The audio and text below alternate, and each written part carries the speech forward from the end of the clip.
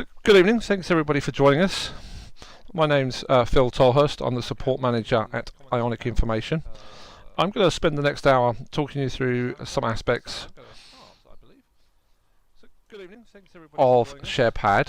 My name's Phil Tolhurst, I'm the support manager at Ionic Information. The main focus of this evening's training will be on the fundamental side of SharePad. So when we look at the filtering, for example, and we look at adding columns to the tables, this would all be sort of fundamental based.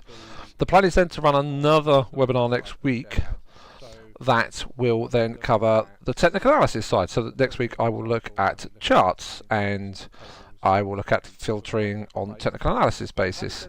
And then I may well run more webinars after that. There are other parts of the program that we could include in yet a third webinar. So let's just take a look around the SharePad screen. So here we are, this is my version of SharePad. So SharePad is split into what we call two halves. The blue half, which is on the left hand side, and the green half, which is on the right hand side. For the most part, the blue half will contain a list. And it will be either a list of, say, the FTSE 100 shares, as I have already selected, and we can see it says the FTSE 100 just here on the dark blue bar. That's here on the dark blue bar. Or it may be a portfolio that you have created.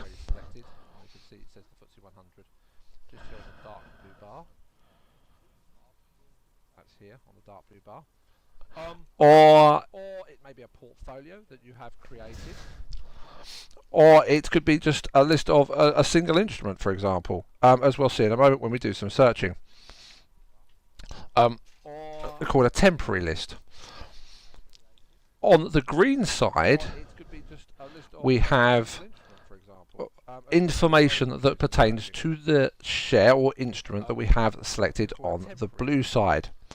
So, for example, at the moment, I have Barclays selected on the left, and we can see we have a chart for Barclays selected on the right.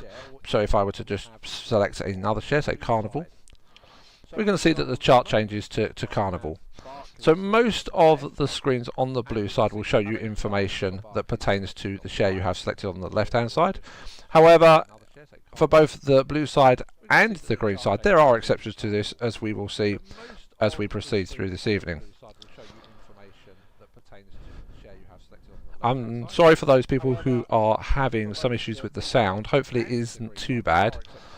It's not too easy for me to adjust from where I'm actually sat at the moment.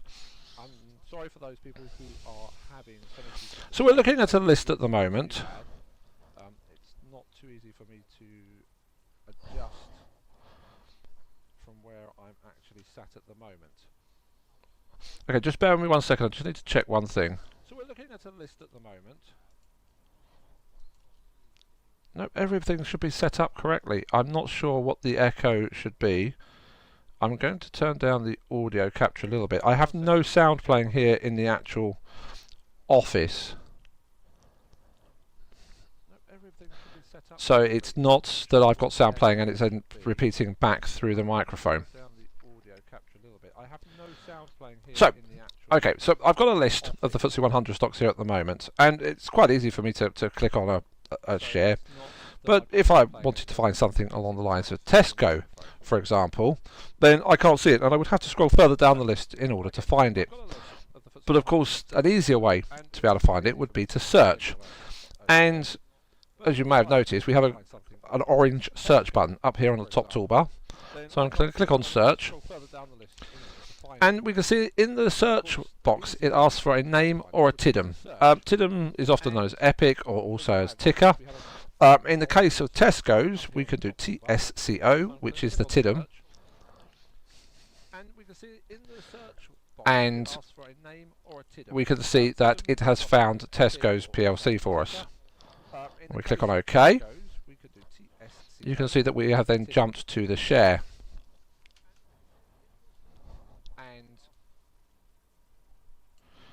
Does that make it any better? I'm concerned that I don't want to carry on if people are having very noticeable sort of sound, but we have a lot of people watching, so maybe I'll just carry on and we have to re-record it at a later date to make it easier for people to hear in the recording.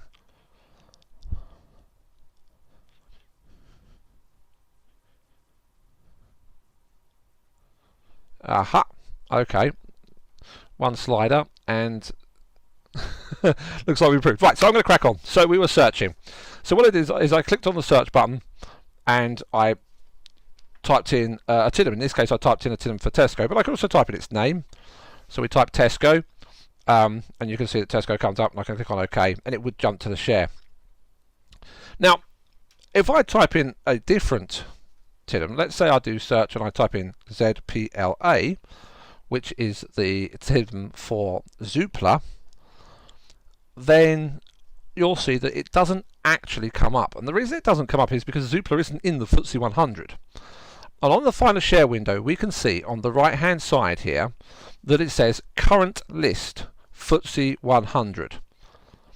So we have a couple of options as to how we might get around this. The first one, and the most obvious, is to click on this drop down, and rather than have the FTSE 100 selected, we could choose a list in which Zoopla is to be found. So we could go to the FTSE 350 list, for example, and we click on that, and then we'll see it finds Zoopla for us. So that now it's found Zoopla for me, if I click on OK,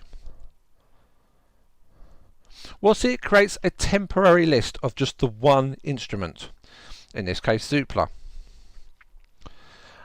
The other way I could have chosen to do this is to actually just change to a list that contained the actual instrument I was looking for. So let's say I want to find GBP USD, so pound dollar. Up here on the top blue toolbar we can see we have a FTSE 100 button, we have a FTSE 350 button, and then we have an Other Lists button. If I click on Other Lists, we can see we have a vast array of lists that are maintained by us here in the office. So we have things like the FTSE 100, we have the US 500, which is the S&P 500 by a different name. We also, down on the right hand side here, we have the foreign exchange list. So if I click on the foreign exchange list, we have a list of foreign exchange pairs. Now I can type GBP USD and it'll find pound dollar for me. Click on OK and we'll jump to the instrument. If you are using SharePad on a computer, so a laptop or a desktop, then you don't actually have to click on the search button to start searching. You just have to start typing on your keyboard. So let's say I want to find the FTSE 100 index. Now I know that the TIDM for the FTSE 100 index is UKX. But again, I'm in the foreign exchange list. So I'm going to click on my drop down. And rather than find a list with the FTSE 100 index in it, I'm just going to opt to go right to the top of the drop down and select all instruments. That way I'm guaranteed to find the instrument I'm looking for. And you can see the top instrument, FTSE 100 UKX. Click on OK and it makes my temporary list for me. There is another really useful function in the search dialog. If I change to a list, let's say the exchange traded funds list, and now I search for every exchange traded fund that has the FTSE 100 in the name, I get a list basically of every FTSE 100, of every exchange traded fund that tracks the FTSE 100. Now rather than clicking on OK, I have a large green button here that says All Results. If I click on All Results, what I get is a temporary list of 22 ETFs that all track the FTSE 100 in one way or another. Now you could use this, say, in the retail funds. You could type in India and it would give you a list of retail funds that all mention India in the name. So it can be very useful to drill down into a list by a key search term.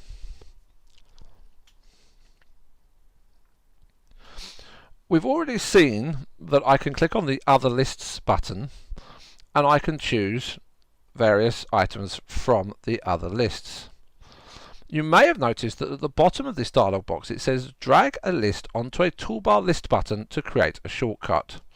So we have two toolbar list buttons. At the moment they represent the FTSE 100 and the FTSE 350. What I can do is if I bring my mouse down to, say, the foreign exchange list and hold down the left mouse button, I can then drag this across until it goes over the FTSE 350 button. I can release it and it'll change to a Forex list. In that way I can create two buttons for the list that I most like to access most frequently. You may, for example, only like to look at indices and Forex pairs, in which case a FTSE 100 and a FTSE 350 button are of no use to you. So you can click on other lists and you could find, for example, major indices, which is here, and you could drag major indices over the FTSE 100. Or you can just put them back to the FTSE 100 and the FTSE 350, like I had originally. Now I'm just going to click on the FTSE 350 button, just to return to that list. So I've already discussed the fact that we have two sides. So at the moment I have a list on the left, and I have a chart on the right. At the top of my screen, I have three buttons. And these three buttons control the splitter which runs down the middle of the two windows. Now you can see, now that I've moved my mouse over the splitter, it has changed to a double-ended arrow, which means I can hold down the left mouse button and I can drag it left or I can drag it right. So at the moment my chart is quite narrow, so I could drag it, say, over to here to, let's say, about the name. There we go. And I can make more screens, or set more screen space for my chart than for my list. Equally, I could do the reverse, and I could drag my splitter across to the right hand side, and I can make more space for my list than my chart. The buttons enable me to expand these windows to full screen size. So the blue one gives me a full list screen, the green one gives me a full, in this case, chart screen, or green screen as we often call it. And the middle one, as you hopefully realised, resets the splitter back to the middle. Now, the reason I'm showing you this is because at the moment we are in the FTSE 100 list, and I have three eye groups selected. If I show the chart full screen, then if I want to look at the next share in the list, I could show the blue side again, select the next share in the list, and go back to showing the green side full screen, or much more easily I could press the space bar. And you can see I'm now on 3IN, 3I infrastructure, AA dot, add,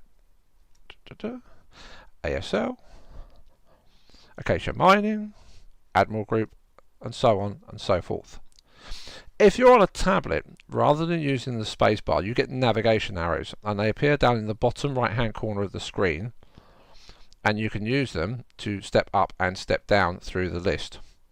Now the spacebar in our case is stepping down. If we want to go back up the list, we use Shift and space.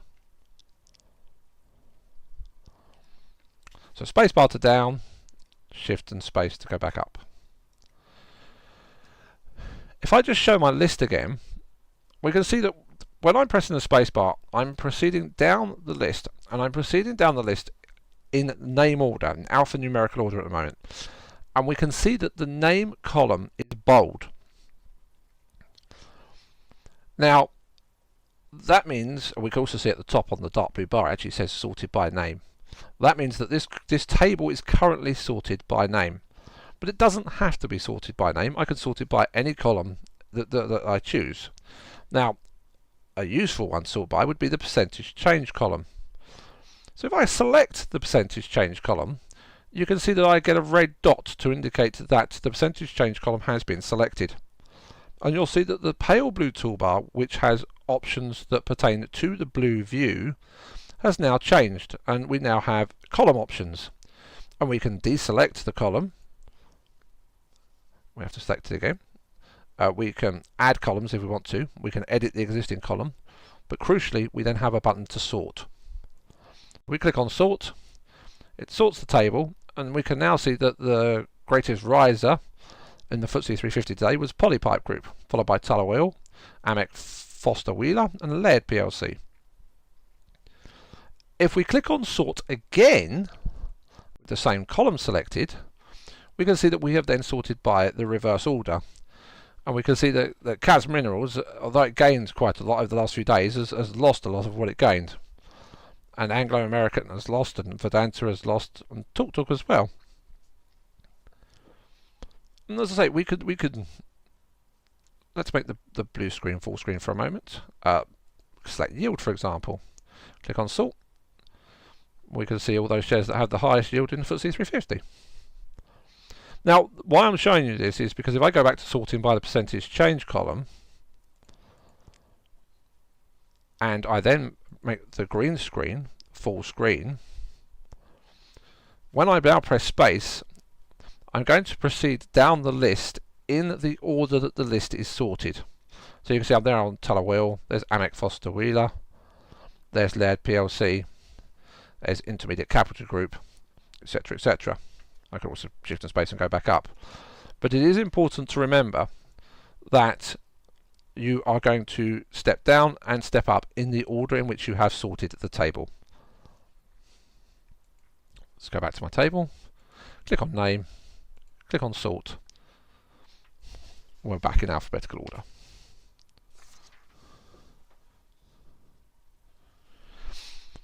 Now, whilst I have got the name column selected, the red button has a secondary function. It doesn't just let me sort the column and indicate that the column has been selected. It lets me change the width of the column as well. And you can see now I've moved my mouse over the red button, it changes to a double-ended arrow. If you're on a tablet, you could just put your finger on the red button and move it left to right. So if I do it with the mouse, you can see I can make the column narrower, or I can make the column wider. Put it to about there.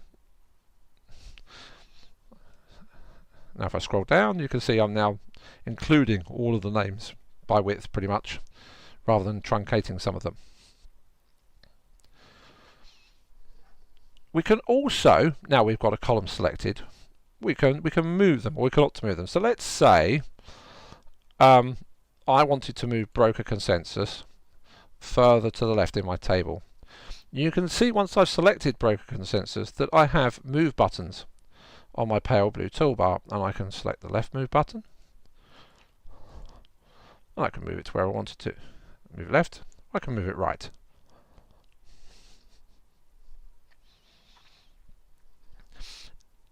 In addition to this, we can also see that I have a rename option. Next to sort, we can see it says rename. Now, price to NAV is often referred to as price to book. Book value being an American term, NAV being an English term. And it may be that you're more familiar with price to book and you wish to rename the column heading. It's quite simple. We select the column like I have done. We click on rename. We delete NAV. Put in book. We click on OK. It's that simple.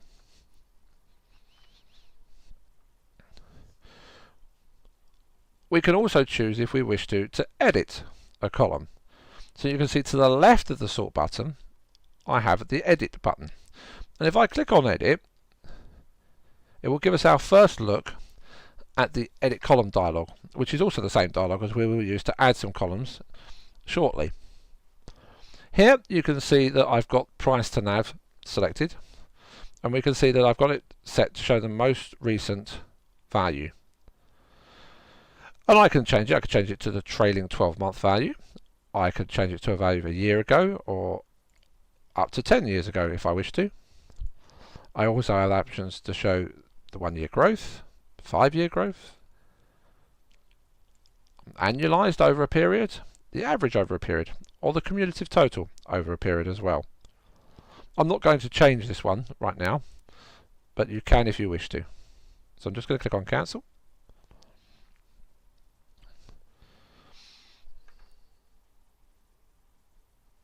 Now, as I said, that is the same as the add column dialog. And there are two ways in which we can add columns to our table. If we have a column selected, we have an Add button. And when we click on the Add button, it brings up the same dialog box as we've just seen, but crucially at the bottom we have an Insert Left and an Insert Right button. This means that we can either choose to insert the column to the left of the one we have selected, or a column to the right of the one we had selected.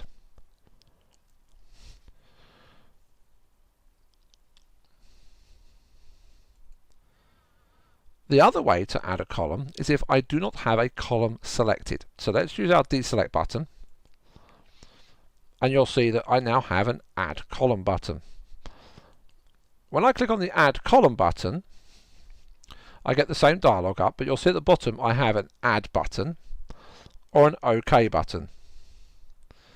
The Add button will add the column to the end of my table, and it will allow me to keep adding columns until I have a total of 30. The OK button will add the column I have selected, but it will close the dialog. So we can see that we're actually on PE at the moment, and in the PE options, these I refer to as quadrants, and there are up to 4 quadrants with options in it for different column types. But for PE we only have top left and bottom left.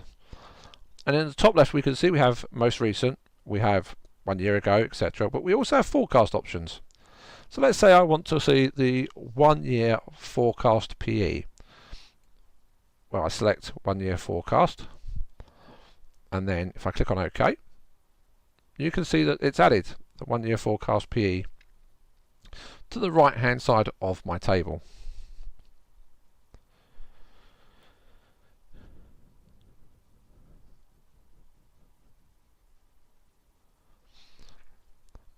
There are often other options as well. Let's have a look at another column. So I'm going to click on the Add Column button again. So let's say I chose PE because we were already on PE. It was an easy option. But let's say I want to add forecast dividend yield. Now at the top of the Add Column dialog box I have various tabs. I have General, Price, Company, Funds and Bonds, Financial, Ratio, Rank and Technical. Now I know that yield is a ratio, and I can probably scroll down and I can find it. But it's easier just to use the search box, which appears at the top right of this dialog box. So if I type dividend, there we go, you can see it returns me various columns with reference to dividend. And we can see near the middle of the search results I have dividend yield. The one I want to avoid using is where it says dividend yield rank, because I don't want to know the rank in the sector or the rank in the market. What I actually want to know is the value. So I'm going to choose dividend yield ratio returns. So I select that in the search results, and you can now see that I'm actually on dividend yield. Now I want to add the forecast dividend yield. I've already got a yield column. We saw it a little bit earlier when I was sorting. So I'm going to select forecast, and I'm going to click on OK. You can see I now have forecast PE, forecast yield. Let's add another column that's got a few more options to it. So again, I'm going to click on Add Column. And this time I'm going to add the EBIT yield column, but I'm going to add the lease adjusted EBIT yield column. So we type in EBIT, we find EBIT yield, and like I said before, we don't want the rank, we want the ratio. And now you can see I have a third quadrant, the bottom right, with additional options, and you can see it says lease adjusted. I'm going to tick that, and I'm going to click on OK, and I've added a lease adjusted EBIT yield column. So you see, as I'm adding the columns, I'm able to build up a more complex table. We have another option when it comes to adding columns in SharePad, and that is the ability to take one column and another column and do a mathematical function between them. So we can do one column as a percentage of another column. We can do one column divided by another column, one column minus another column. And to do this, we use a function called combine columns, and it's at the bottom of the add column dialog. So if I click on add column, you can see we have the combine items button down at the bottom left here. And when I click on it, it gives us a slightly different dialog box. On the left hand side, in pale blue or turquoise, we have PE. In the middle, we have our mathematical operator. And on the right hand side, we have select, so nothing is selected for us. So here I'm going to add a column which shows if the forecast PE is lower than the 3-year average PE. So on the left hand side, I'm going to select the button. Now, usually I'm already on PE, so I'm just going to change it to the forecast, like I did moments ago. So we have forecast PE, and I'm going to click on OK. On the right hand side, I want the 3-year average PE, so I'm going to click on select. Select most recent at the top, then average over, and then 3 years. So this will give me the 3-year average PE value. So I'm going to click on OK. Now I want to know if the forecast PE is less than the 3-year average PE. Now you can see I can do it's greater than, I can do it's less than, I could do they do not equal each other, I could do add, subtract, multiply, divide, percentage of, and percentage change from, which gives you a great deal of flexibility when creating your own columns within SharePad. In this case I want is less than. This is asking a yes-no question effectively. It's saying, is the forecast PE less than the 3-year average PE? So it's not going to add text, it's not going to add a number. What it's going to do is it's just going to indicate whether this is true or not with a tick. So if I click on OK, there we go. If I sort by this column, so I've selected the column heading, I'm going to click on my sort button.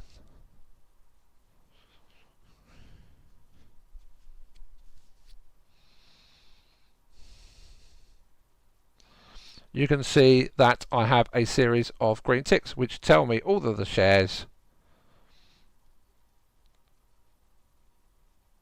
that are less, where the forecast PE is less than the 3-year average PE.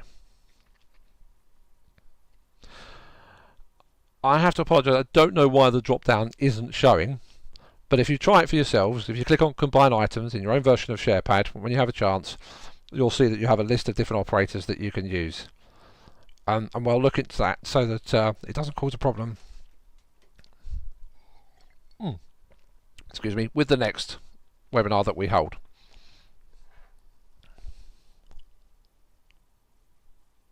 Now, all of the changes I've been making here, I've been making to a table which existed already within SharePad. And if we look at the bottom of the window, we can see that it says I'm on a setting called Equities Overview. If I click on this, you'll see that a list pops up from the bottom. Hopefully everyone should be able to see this.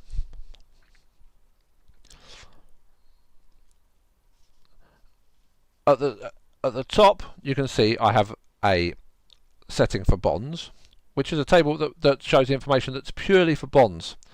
I then have 3 table settings for equities, my apologies, one for ETFs, one for funds, one for investment trusts, and one called momentum.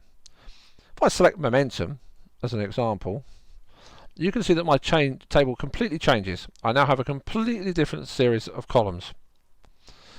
And I have the most recent percentage change, which you'll see here. I have 1 week percentage change, 1 month percentage change, 3 month percentage change, etc. if I go back down to my settings and I go to equities growth, then I'll get a completely different set of settings.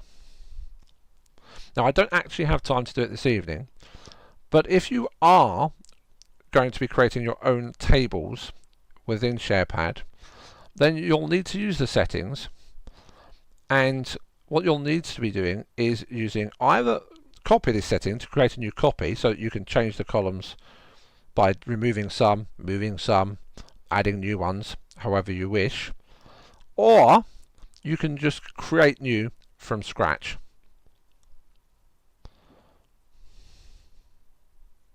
Now, when you create a new setting, it comes with just 3 columns: number, TIDM, and name, and then you can add whichever columns you wish.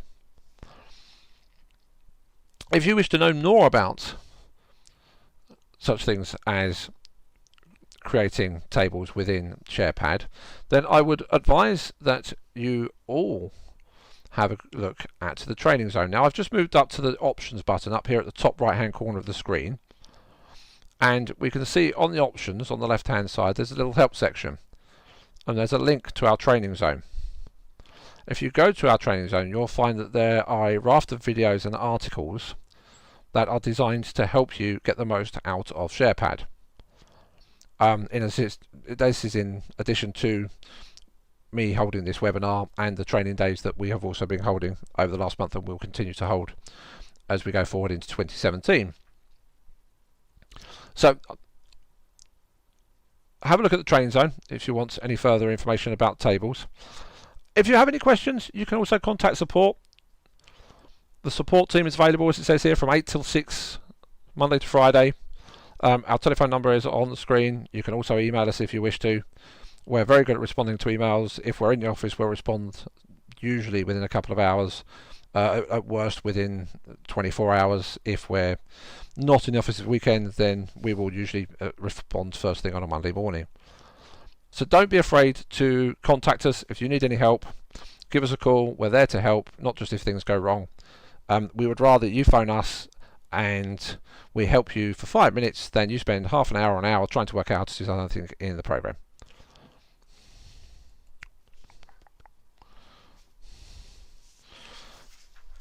Okay, now if we look at the charts, we're going to look at the charts very briefly this evening, and I'm going to do a webinar, as I say, next week, and you'll all find out about that in due course once this one's done and dusted.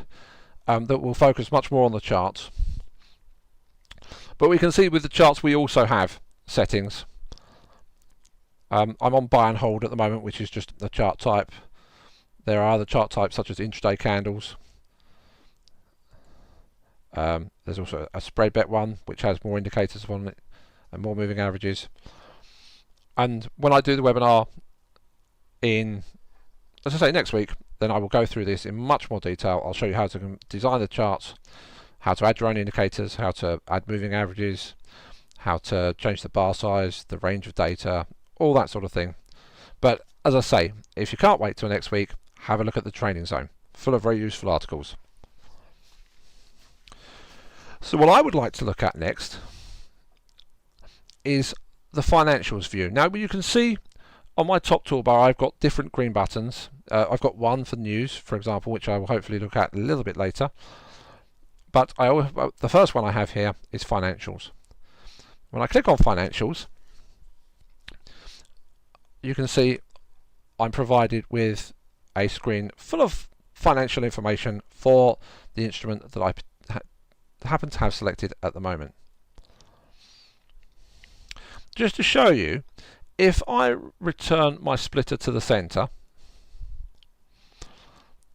then the summary view, which is, you can see we're on the summary view from this button here on the pale green toolbar, changes its orientation, and I can scroll down, and then if I make the screen full screen, then it knows it has more space and the two sections of the window go side by side. So SharePad is designed to make in-depth stock analysis easier. It's our aim to help you become more knowledgeable and more confident, and ultimately, more successful stock pickers. And we feel that your first stop when you're looking for stocks should be the financial summary page. This provides everything you need to decide whether a stock is worth investigating or not. On the left hand side of the summary screen, the way I'm looking at it, we have the dashboard. And the dashboard, which is this series of square buttons, provides a first impression of a stock. It highlights the key strengths and weaknesses of a stock at a glance. Lots of green squares is good, lots of red is bad. So you can see here, for example, we have quite a lot of green here on a Greco, a little bit of red, the forecast normalized EPS, and a little bit of yellow on the Petrosky F score and the free cash flow conversion. We can also see that on each of the squares we have an additional item of information, and in some cases, like the ones I'm pointing to at the moment, it's grey, which is good. In other cases it's red, which is bad. So we can see, for example, under dividends it says a year's growth 0, and we can see it says it's in the 4th quartile, and in brackets after that we have an S, and that means it's in the 4th quartile, or the bottom 25% of all the shares in its sector for its dividend growth, number of dividend growth years. So basically it's doing very badly, which you would expect with no year's growth.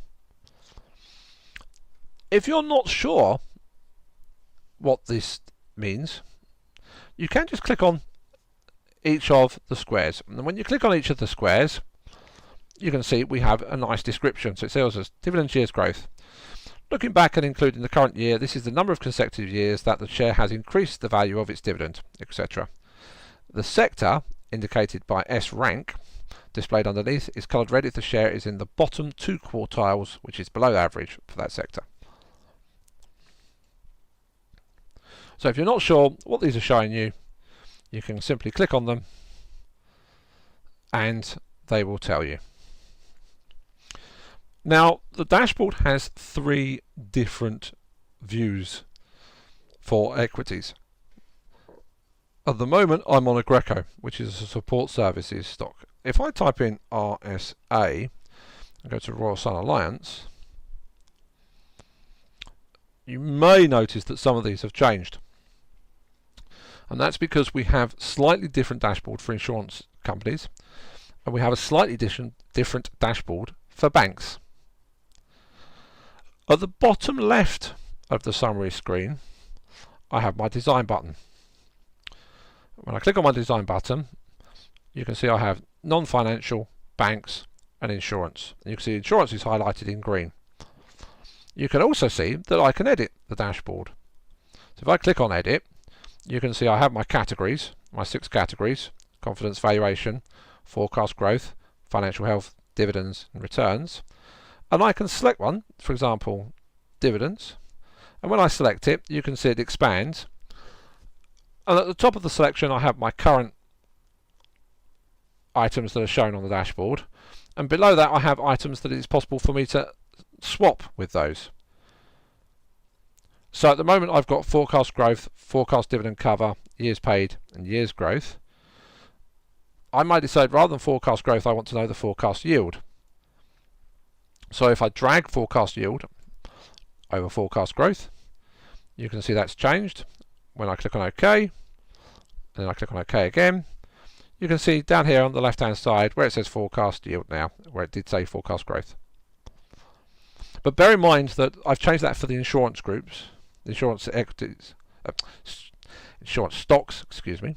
But if I go to let's say Tesco,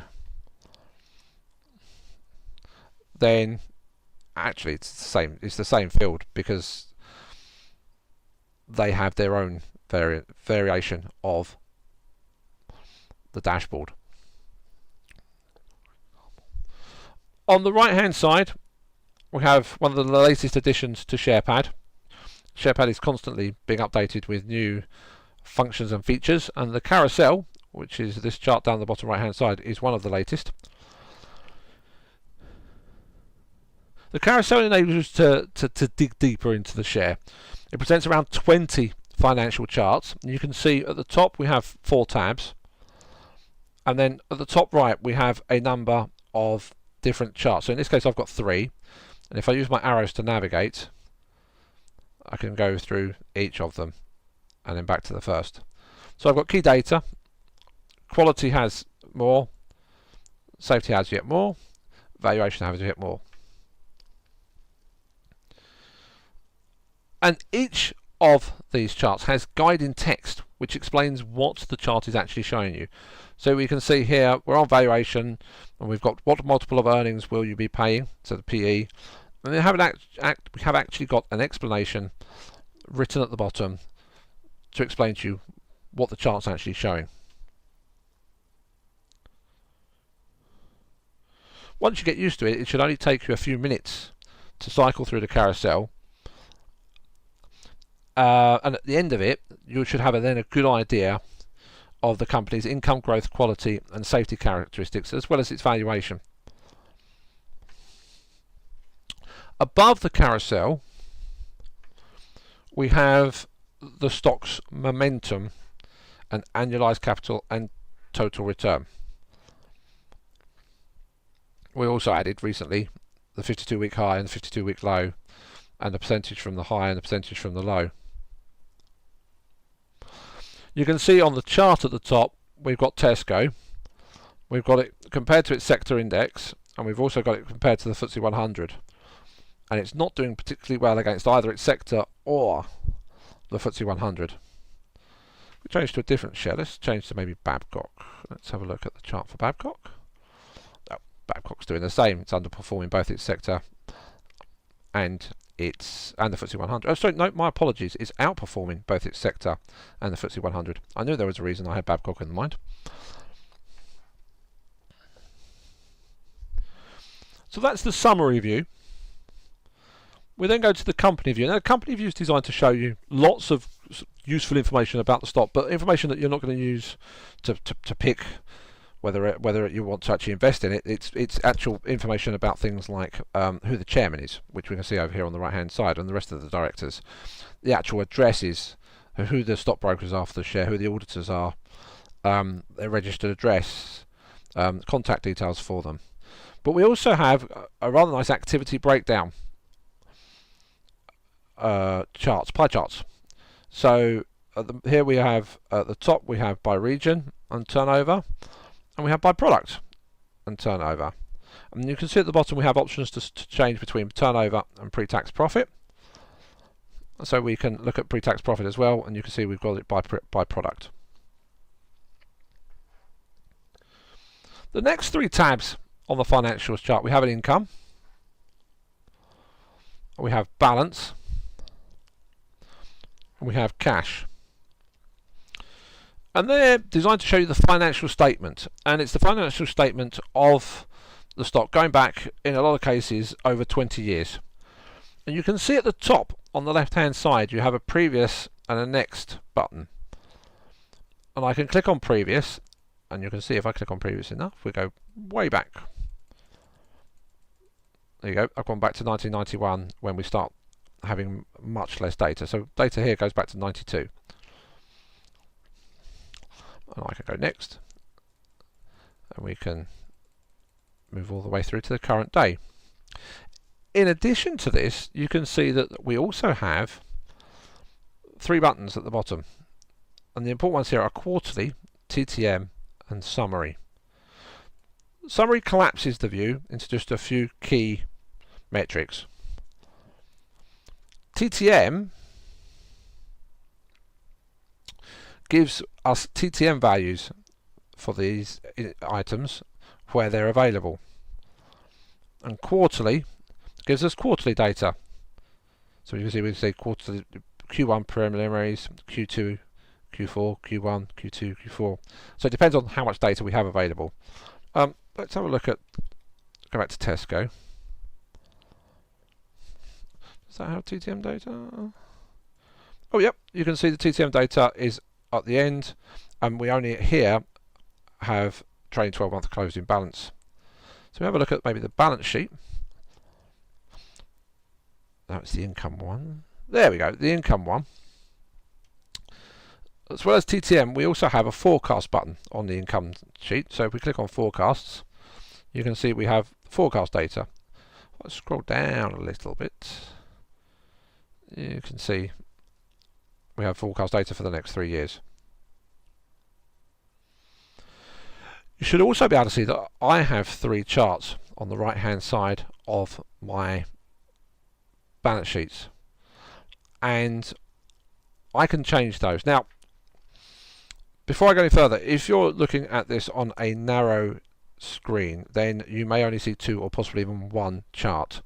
They'll only draw if you have sufficient depth in the screen to be able to draw all 3. But at the moment you can see I've got turnover, EBIT and operating profit.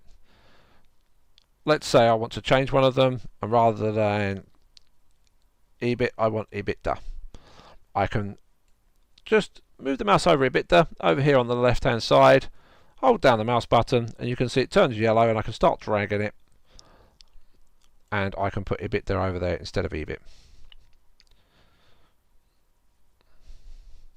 And I can change any of these in any way I want to, basically, from any of the items that are available on the left hand side.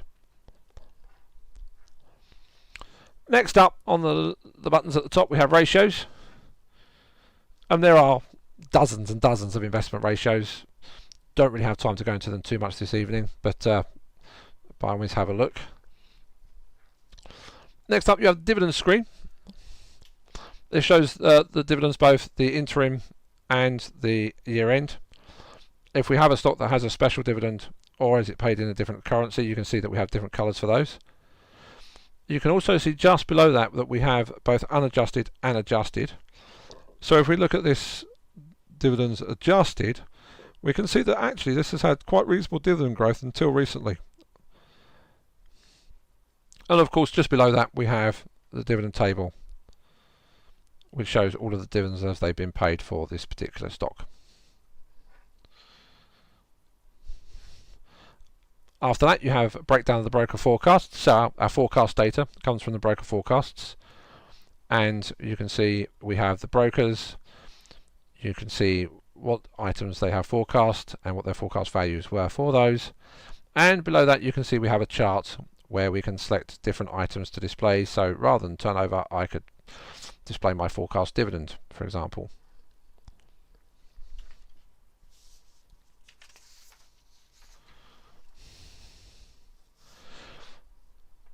Now I've already talked about the tutorials in our training zone, but if you really want to get the most out of the fundamental data that's available to you within SharePad, one of the best places to go is to Phil Oakley's section on our website.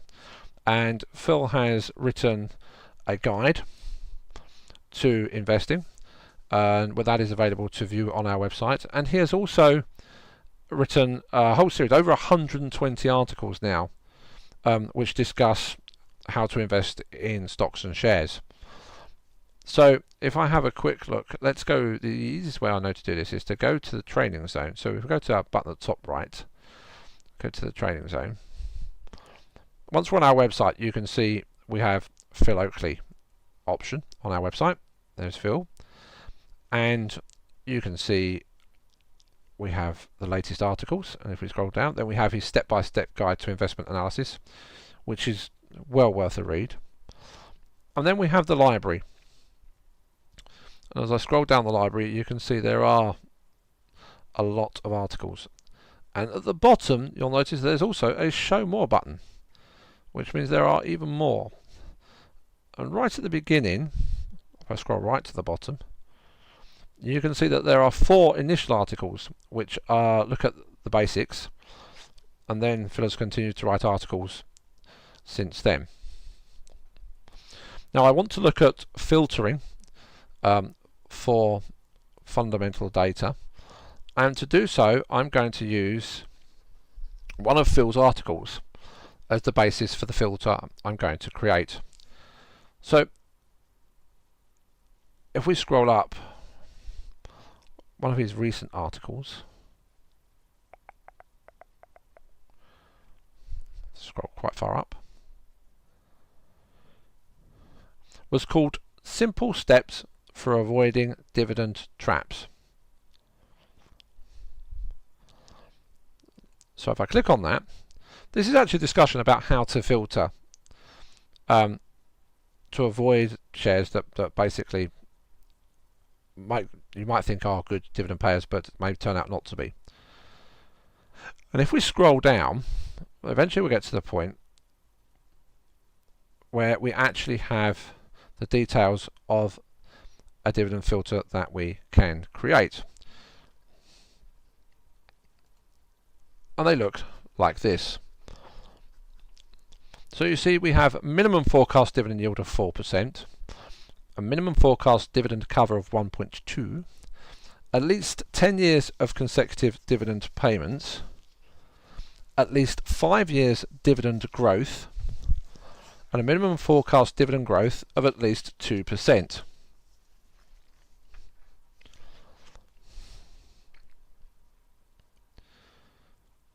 So if we return to SharePad,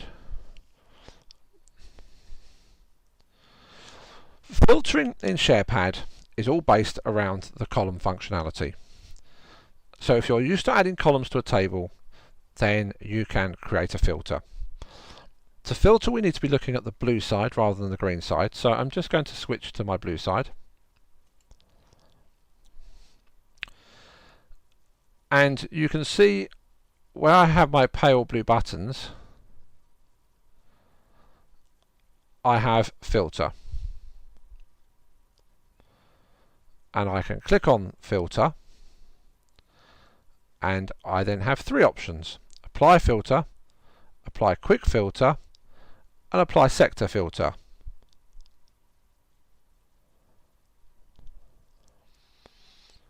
When we click on apply filter, what happens is we have an option to apply a filter to the list. So there's already a filter there called rising price, and we have a library which has a whole series of filters in it which you can select and install. So for example, there's a 52-week new highs filter, and I'll have a look a little bit at that I think in the next webinar we do. But what we're going to do is we're going to create our own new filter. So at the top here we have our green button which says new, and where it says filter name, I'm going to call this safe dividends.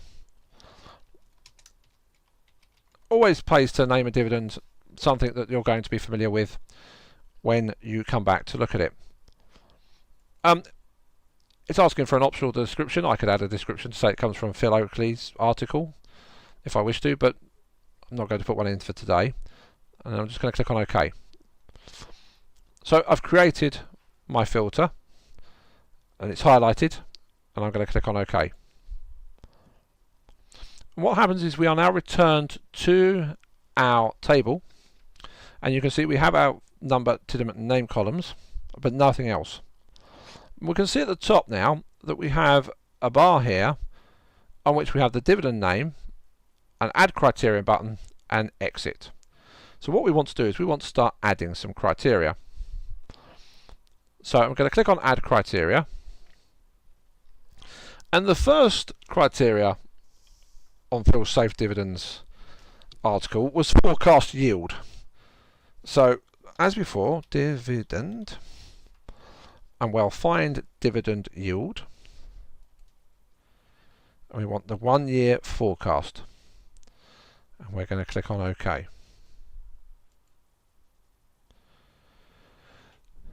So here we've added, and you can see we've added the forecast yield as a column, but also we've created a criterion for it. And you can see we have a minimum and we have a maximum, and we have a histogram which shows us the spread of values. In this case we want a minimum of 4, so we're going to click in the minimum box, we're going to enter 4, and then we're going to click on apply. Now as I go through this, I'm going to click on apply with each criterion that I add. But you don't need to. You could add them all and click on apply at the end if you wish to.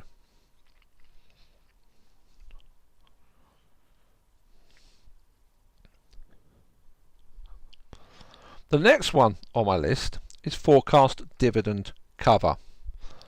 So we're going to click on add criteria. And here I'm going to search for cover because I know it's a less used term. And you can see I've got dividend cover. And I don't want the rank, I want the ratio.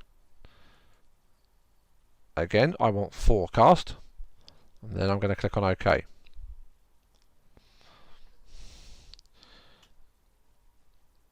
In this case, the minimum forecast dividend cover that Phil recommends is 1.2. So I'm going to put 1.2 in my minimum box, and I'm going to click on apply. Next up, we're looking for a minimum of 10 years consecutive dividend payments.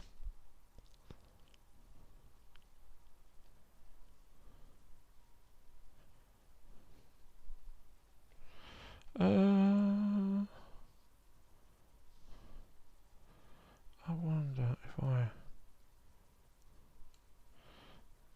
maybe that'll help. So I'm going to click on add criteria and consecutive dividend payments. We go to the dividends. We want dividends. So dividend. We just want dividends per share. So you can see that in the middle here. Dividends per share. We don't want the rank. Again, we want the financial option. So dividends per share financial. Now you can see here we have all 4 quadrants. But I don't really need to change too much. What I'm looking at is years of payment. So I'm going to select years of payment, click on OK. There's a dividend per share, years of payment, and we want a minimum of 10. And I'm going to click on apply.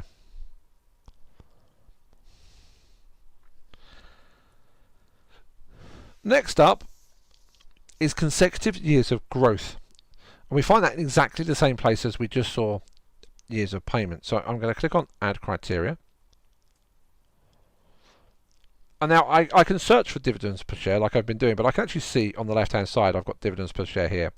So I'm just going to select it for ease. And where we selected years of payment before, I'm going to select years of growth. So I'm going to select years of growth and I'm going to click on OK. And our minimum years of growth is 5. I click on apply. Now you can see I've already added 4 out of the 5 of our criteria, and I'm now only out of the FTSE 350 list. We can see I'm filtering the FTSE 350 list here, and out of the FTSE 350 shares I'm now down to 26.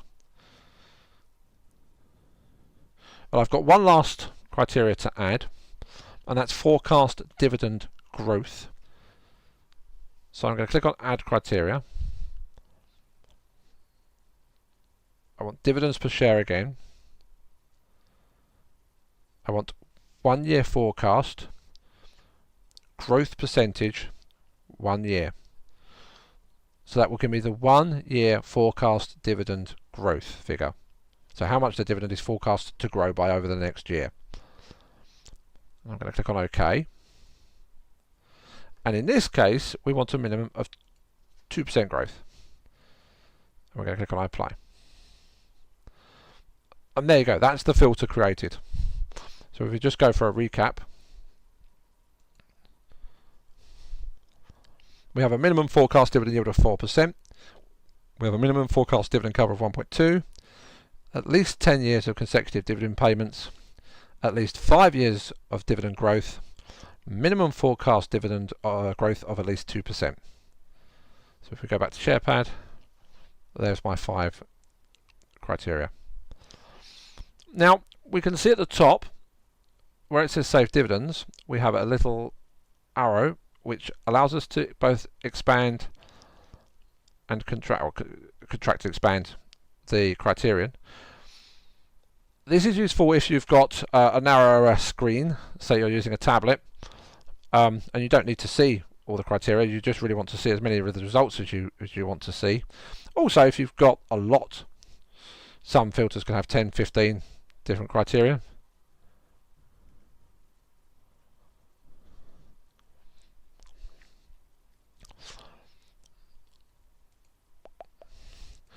The other option I just wanted to mention is that we can lock our filter if we wish to. So if we go to the filter button, you can see in the menu we have lock current filter. We click lock current filter, you can see all of the edit buttons and the trash cans, they all grey out. All of our values are greyed out. I can't click in any of those, and you can see I've got a little padlock now before save dividends which says this is now locked.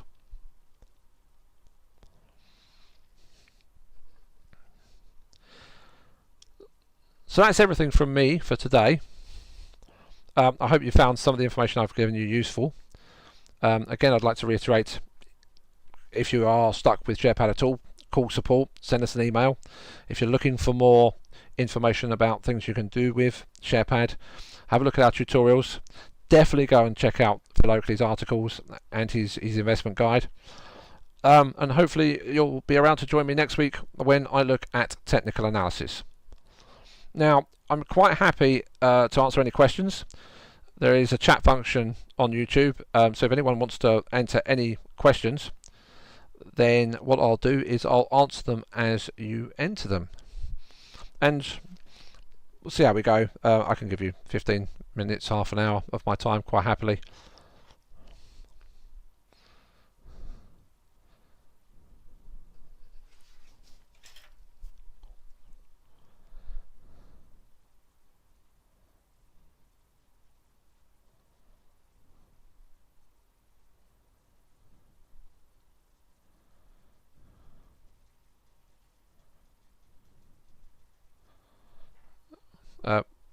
Thank you, Andy and Paul.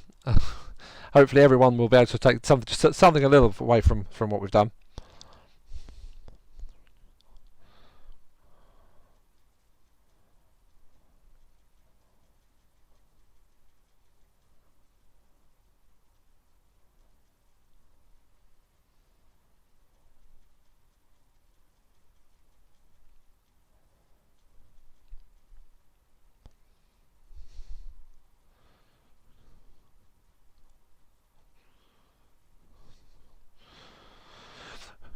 Okay, I'll tell you what, I've got another filter that I can go over if you want me to. So what I did is I went to filter, I went to apply filter, and clicked on new, and I gave it a name. In this case I'm going to call this one Safe Shares.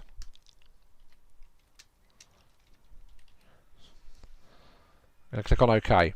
So now I've created my filter, I can click on OK again, and we'll get a blank table. Now, this is being recorded as I'm being asked at the moment, so hopefully you should be able to just view it on YouTube, and it won't be deleted. And if it does, then I shall just re-record it, to be perfectly honest with you, but it should stay there.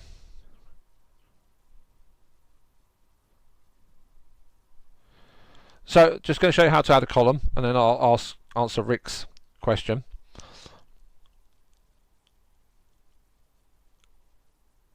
Here I'm going to do debt to capital as my first criteria. So I'm going to click on add criteria, and up in the search box at the top right I'm going to type in debt, and I'm going to go to debt to capital. Now again, I want the ratio, not the rank, so I'm going to click on the ratio option. Don't need to change any of these options. Just going to click on OK, and it adds my column and it adds my line, which I can then reduce. And here I want a minimum debt to capital. No, I don't. I want a maximum. My apologies. Maximum debt to capital of 20. So in this case, I'm actually recording a maximum value. And once I've put in my 20 on my right hand side, I can click on apply, and then it would automatically start filtering the list. A couple of the questions I'm being asked. Fundamental data updates on a daily basis. It will update when we release the data. The fundamental data should be released, I think, with the price data at about 4:30. Actually 4:30, excuse me, 5:30. Yes, we will email you about the next webinar. We wanted to try and get this one away. It's a little bit of testing of new technology, and so we wanted to make sure we got this one out of the way, and then we'll email everyone about the next one we do and any further ones we hold after that.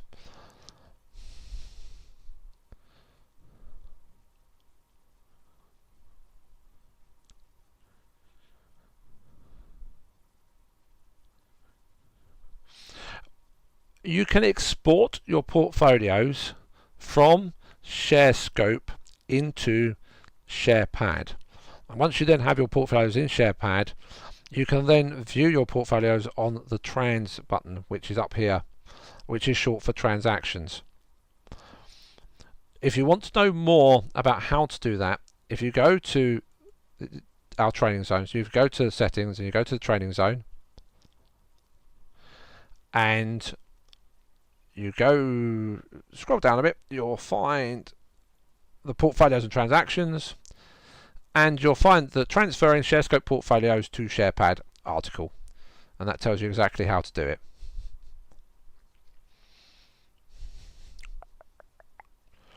If I go back to SharePad, can you analyze US stocks? Yes, one of the things I forgot to tell you, if I go back to my previous filter, so if I go to filter, apply filter, and select my safe dividends filter, click on OK. Here I'm on the FTSE 350 list. If I click on other lists and select the US 500,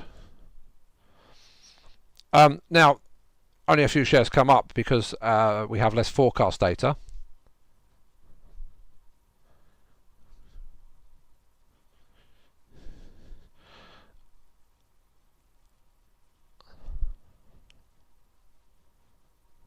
And you can filter them from there. So yeah, we have both the New York Stock Exchange, the Nasdaq, and you have various lists such as the S&P 500 or the Nasdaq 100, the Dow Jones 30. So you can filter on these lists. You can add them to a portfolio. You can filter your portfolio as well if you wish to. Thank you everyone that's given me the praise. I'm glad you enjoyed it. If you want to know how to analyse ETFs, what I would recommend you do is either give one of us a call in the office or just drop us an email and we can give you further information about that from there.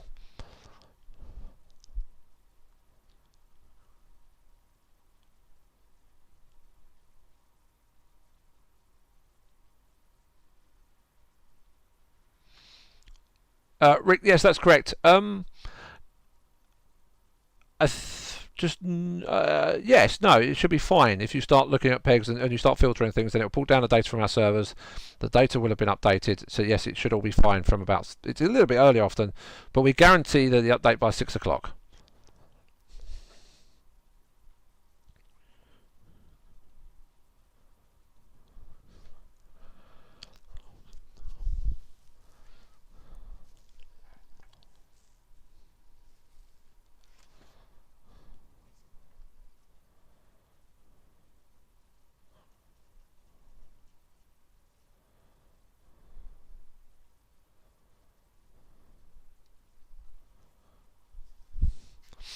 When you actually create a filter, the way I have just created it, it actually automatically saves it. You can create a filter using the quick filter option, which doesn't, but if you go to filter and apply filter, and then click on new, then it will be saved and you can come back to it whenever you wish to.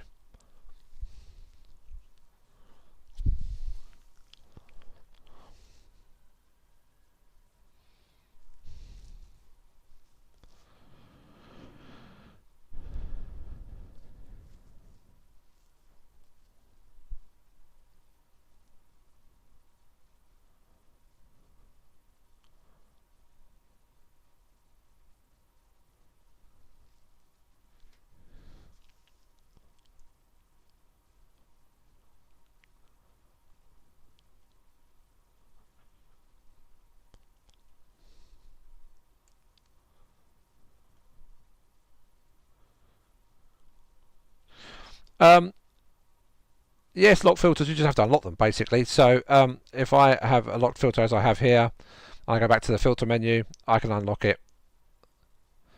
I can also go to apply filter, and you'll notice if I select it, then I can also lock or unlock it in the apply filter dialog as well.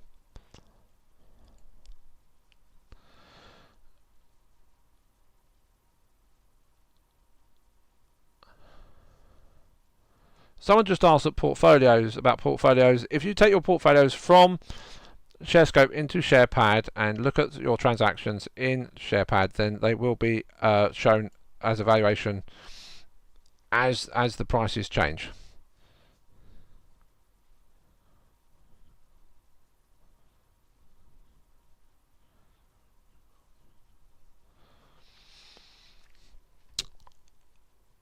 At the moment, ShareScope's technical analysis is probably stronger. The customization options on the charts, although SharePad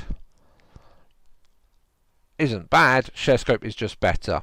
But SharePad has much better ways to, or more and better ways to view fundamental data. It's been constructed from an investment point of view. So a lot of what we've done is to present to you, such as the dashboard, ways to view fundamental data to make it easy for you to get the most out of it. At the moment, ShareScope has possibly slightly better portfolio functionality, but we are working on the portfolios and the transactions in SharePad, and hopefully you'll see the benefits of that in the next couple of months, maybe very early in 2017. We shall see.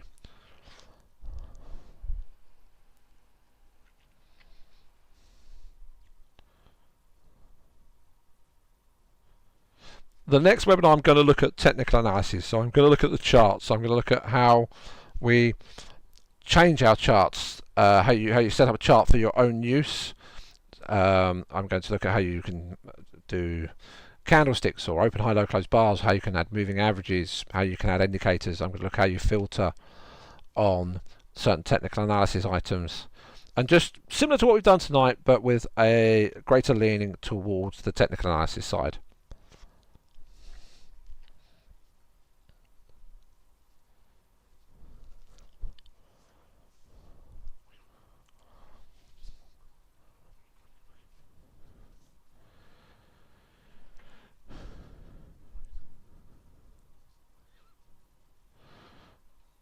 Okay, so as our General Manager Tim is also answering some of the queries in the chat room on YouTube, I'm going to sign off so that I can head home. I hope everyone enjoyed it, and I hope you will join me next time. Thank you very much.